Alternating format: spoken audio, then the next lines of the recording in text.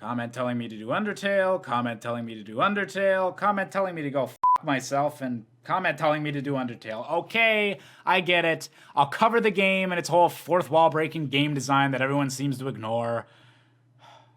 Hope I can do this without spoiling anything.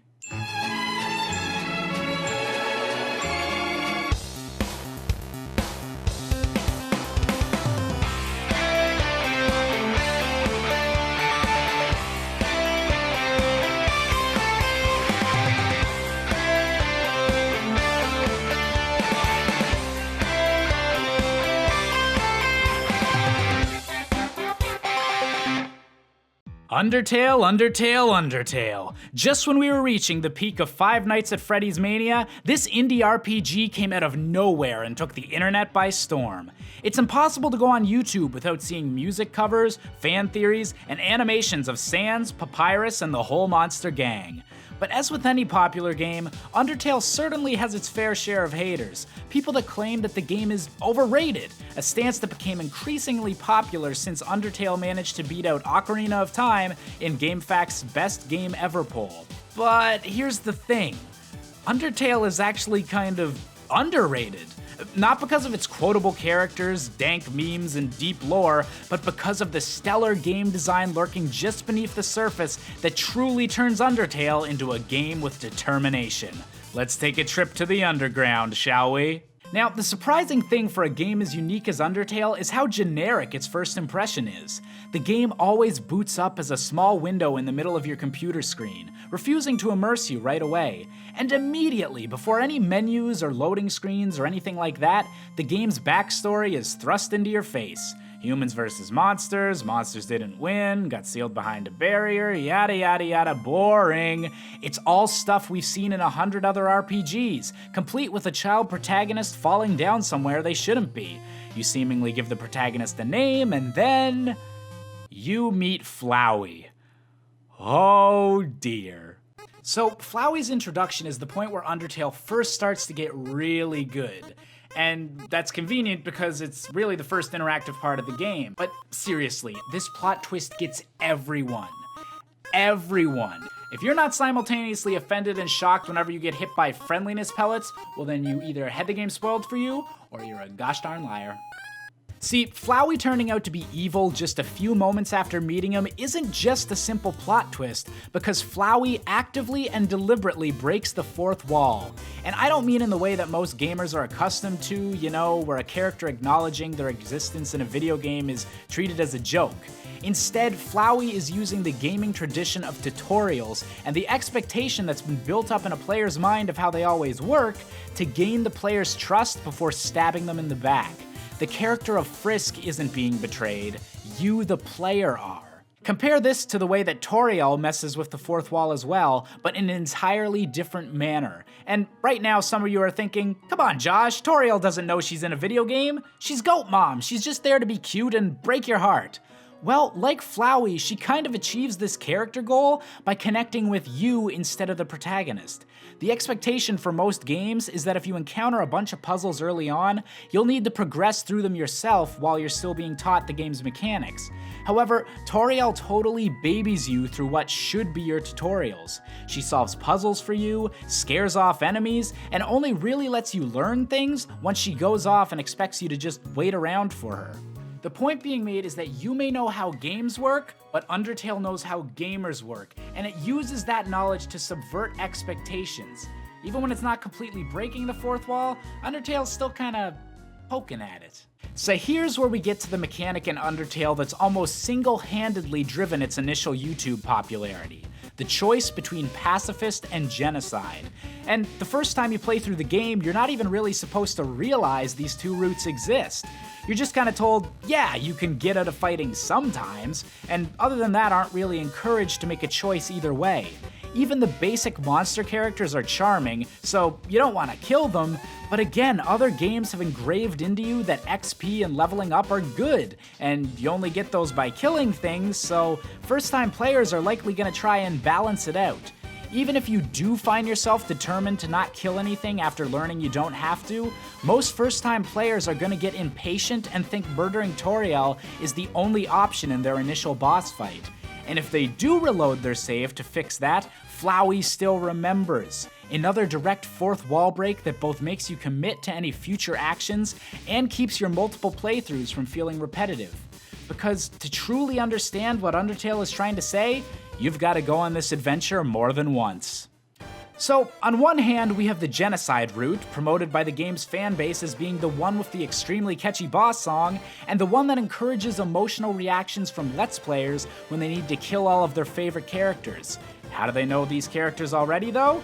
Well, usually it's the other route, the Pacifist option, that gets played first. This is where you learn the most about the game's lore, the various relationships between the characters, and are able to achieve what is considered to be the game's best ending. It sounds sort of cliched, right? I mean, tons of games have a good and bad pathway through their story. Hell, even Sonic the Hedgehog's done it. But there's one major difference when it comes to Undertale. There is literally no gameplay incentive for you to be a good guy and not just genocide everything. None. Not a single mechanical reason for you not to play Undertale like any other RPG. This is the true meaning of genocide mode, a dark subversion of practically every other RPG that repeatedly rubs in your face just how messed up your actions are when you consider the context. Level grinding means wiping out entire towns, leveling up just means you're becoming less reluctant to murder, and the game completely removes any puzzle solving from your path. But this is what gaming has taught us, right? Games are about efficiency and achieving goals through the least amount of effort possible, right? So why do anything else? If Undertale's trying to be some kind of criticism of the laid-back way that the games industry approaches violence, why not just ship with the genocide mode? It would be a cynical parody of our industry. It would work perfectly fine. Why not do that? Well, because Undertale knows gamers are better than that. As I said, there's no gameplay reason for choosing to do a pacifist run. You're stuck with lower stats, none of the side quests give you any tangible bonuses, everything is motivated by emotions. You're saving characters because you're willing to have a bit of a harder time getting to Asgore if it means you can keep your conscience clear. And luckily, the main feature of Undertale's combat system isn't lost, even if you're not doing any of the attacking or violence yourself. The bullet hell dodging in Undertale works so well because unlike any other game with a pacifist option, you're not having the fun part of the gameplay removed in favor of persuasion. Instead, you get more dodging and more dialogue. And despite the lack of leveling up and acquiring more gear, this is the route that many gamers choose. It may take some experimentation, but eventually players learn to drop years of RPG expectations and play the game instead almost solely for its emotional core. But how does this connect with all of the fourth wall prodding that I began this video with? What point exactly am I trying to make here? Well, as I said before, Undertale knows how gamers work, and its entire system of choice is based almost entirely on subverting games that have come before it. Thus, Undertale never wants you to forget that you're playing a video game, while still maintaining an emotional sincerity that'll keep players interested in the pacifist route. The solution to keeping this balance is to make the fourth wall breaks an active part of Undertale's universe, and indeed, they make up the game's greatest moments. The constant changes of the dodging mechanic to reflect other genres during boss fights, the smashing of the mercy button to emphasize your battle to the death with Asgore, the clip art-inspired mutation of Flowey that truly feels as if the villain has ripped apart your hard drive and crammed together various image files to create a makeshift final form. Undertale takes pride in the fact that it's an interactive story taking place within your computer screen, and with that knowledge constantly forced on the player, it makes all the judgments during a genocide run sting all the harder, and all the friendships forged during a pacifist run burn all the brighter. With all that said, I don't feel quite right in claiming to know exactly what all of Toby Fox's intended goals were when he designed Undertale. The game is such an obviously personal labor of love, with so many secrets still to uncover, that any definitive statement on my part would be ludicrous.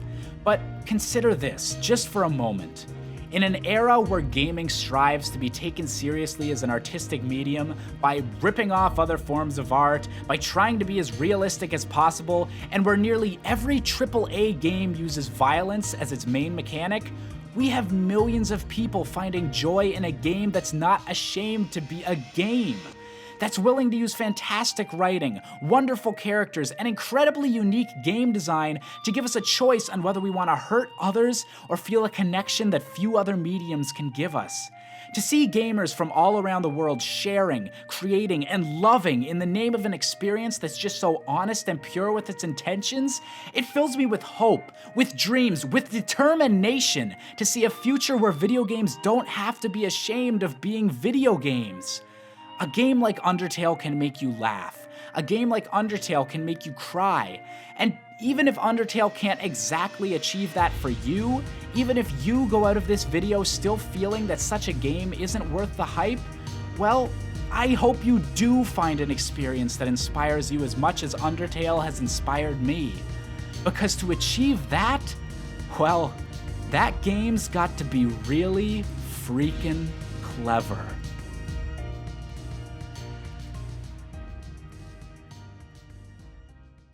Hey there, if you enjoyed this video, why not hit the like button and consider subscribing to Really Freaking Clever, the home of game design videos and the 64 Things Wrong series. The one that started as an April Fool's joke, but now I just kind of rolling with it because it gets views and I like doing it. I like making the funnies. I mean, it's arguable if I'm good at making the funnies, but I tried, dang it. Man, that was really professional for a bit. I was all like, home of videos and stuff. And things. Oh yeah, I forgot. Follow me on Twitter, because that's where I post my thoughts and things and opinions and all that. Everyone loves opinions. Opinions are good. And yeah, yay! I finally covered Undertale. I did it. I did the thing. I made the video. It exists. It is out there in the internet. In some way, I rearranged a bunch of zeros and ones to create a virtual representation of my voice telling you a thing about the game that the internet really likes. Yeah.